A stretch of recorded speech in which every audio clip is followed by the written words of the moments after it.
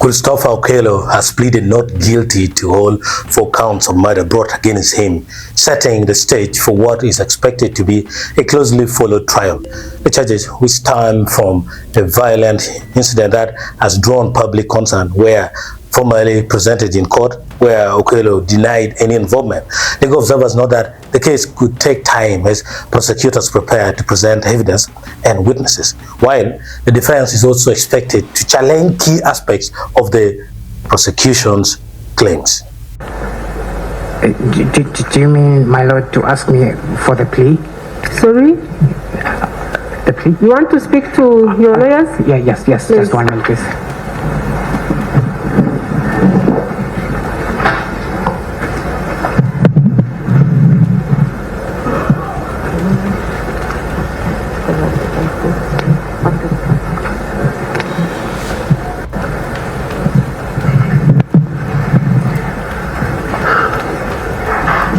Mr. Okello, is it true? No, my lord. I plead otherwise. We are in court. Could we please have some peace and calm? Is it true? I plead not guilty, my lord. You plead not guilty.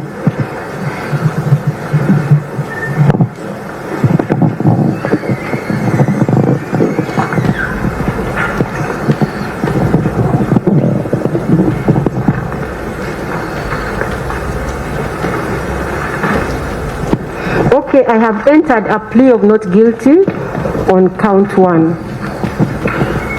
Christopher Okello Onyum Bamvuna.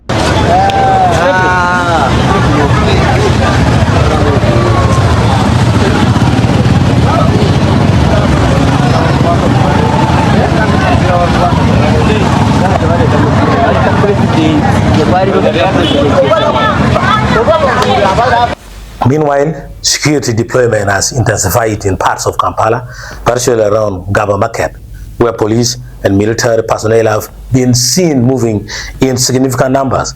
The visible presence of armed forces and patrol units has sparked concern over residents and traders, many of whom are trying to understand the reason behind the sudden increase in security activity. Addressing the situation, Rachel Kawala, the spokesperson for the Kampala Metropolitan Police, had earlier reassured the public that the deployment is part of a broader strategy to strengthen safety in the area. She emphasized that the revived patrol patterns and heightened visibility of security forces are preventive measures aimed at deterring crime and maintaining order.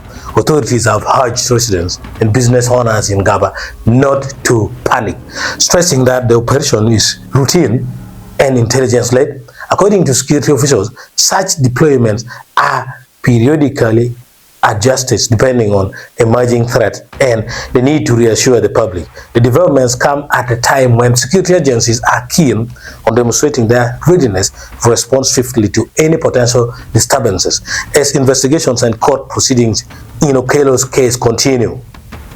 Both the legal process and heightened security measures are likely to remain under close public scrutiny in the coming days.